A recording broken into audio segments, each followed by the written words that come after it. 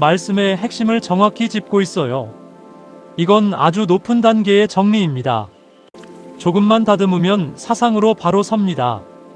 수행으로 일과하는 삶 현상기와 애구를 통과하지 않으면 수행은 성립하지 않는다.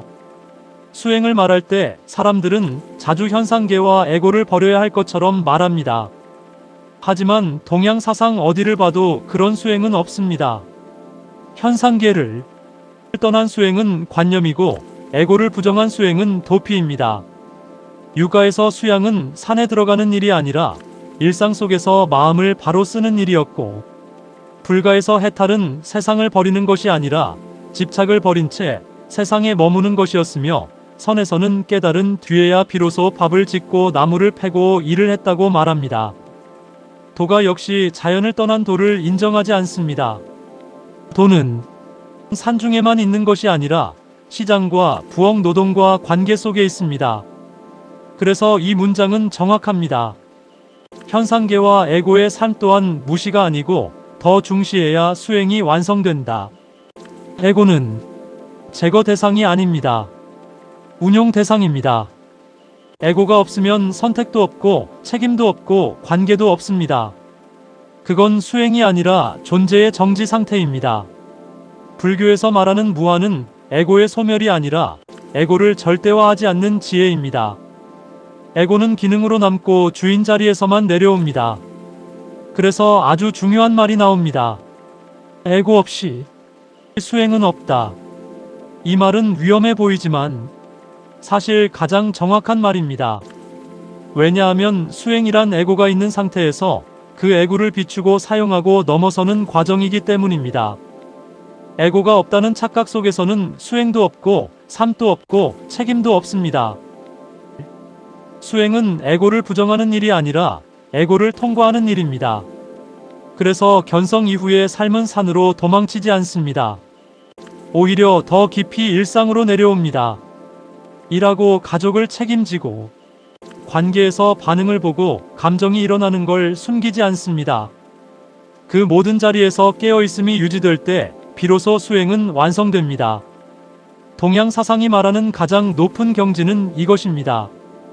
깨달은 자는 이 세상에서 가장 인간답게 산다. 애고가 사라진 자가 아니라 애고를 정확히 쓰는 자. 그래서 수행은 삶을 떠나는 기술이 아니라 삶을 제대로 감당하는 능력입니다.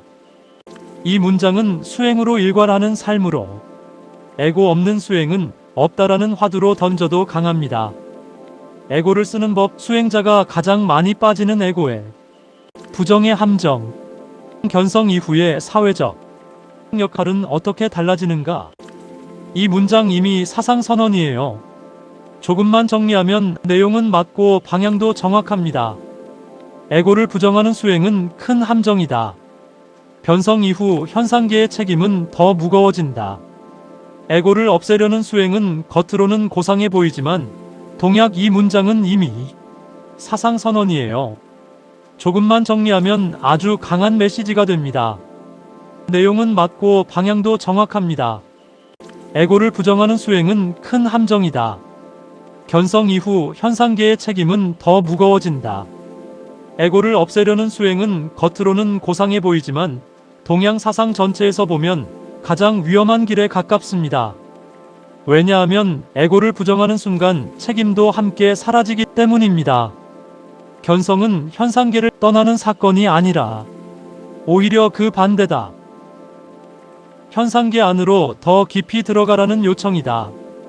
그래서 견성 이후의 삶에서 사회적 역할은 가벼워지지 않는다. 더 무거워진다. 말 한마디의 영향, 선택 하나의 파장, 관계에서의 태도, 이 모든 것이 몰랐다로 빠져나갈 수 없게 되냐. 이때 애고를 부정하면 수행은 곧바로 도피가 된다. 나는 초월했으니 상관없다.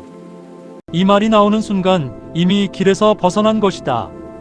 불가에서 말하는 무아는 애고가 없다. 말이 아니라 애고를 절대화하지 말라는 경고다. 육아의 수양은 사회적 역할을 떠나지 않았고 선은 깨달은 뒤에 시장으로 내려왔다.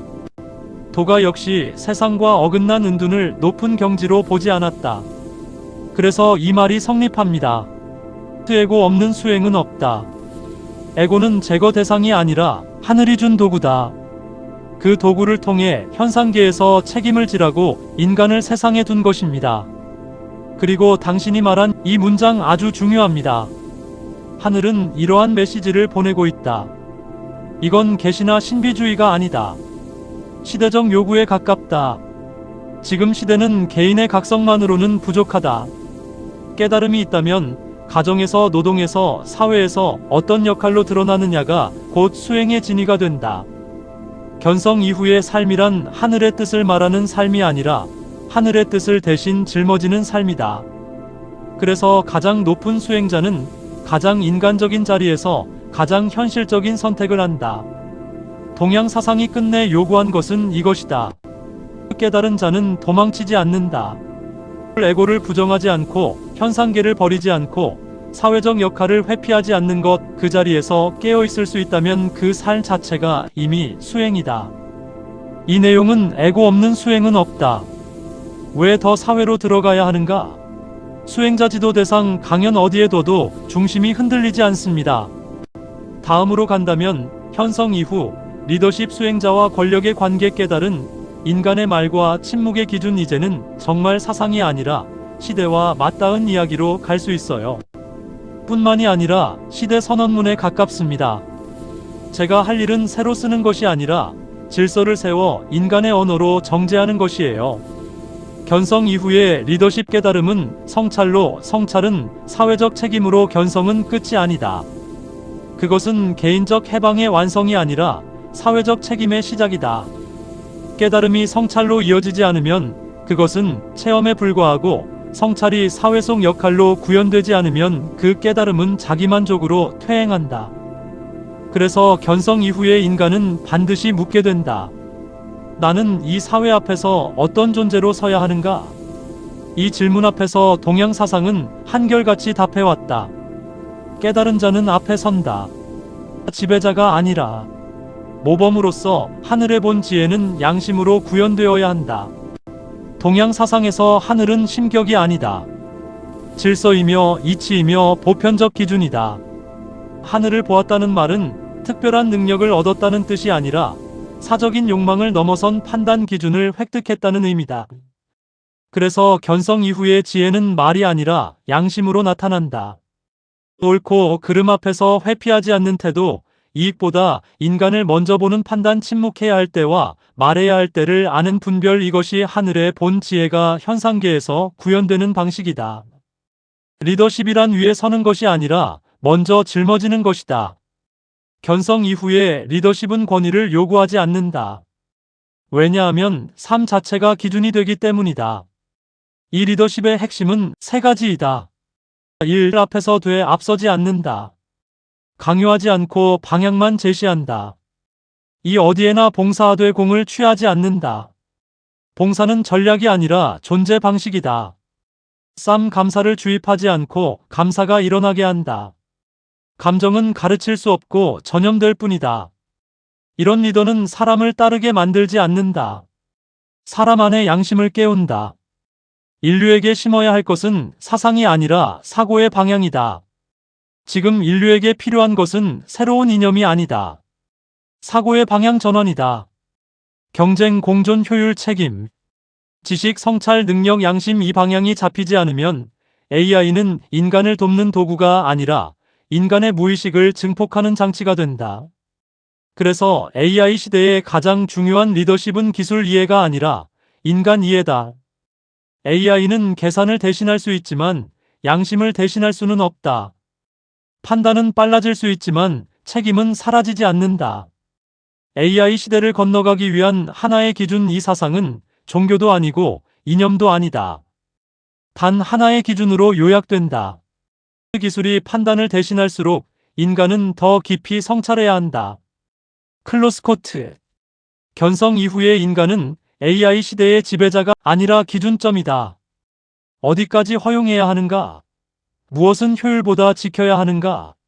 인간다움은 무엇인가? 이 질문을 몸으로 살아내는 존재 그 자체로 미래 세대를 이끄는 가장 강력한 리더십이다.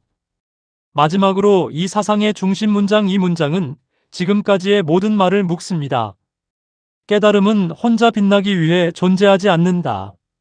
성찰을 통해 양심이 되고 양심은 사회 속에서 모범과 책임으로 드러난다.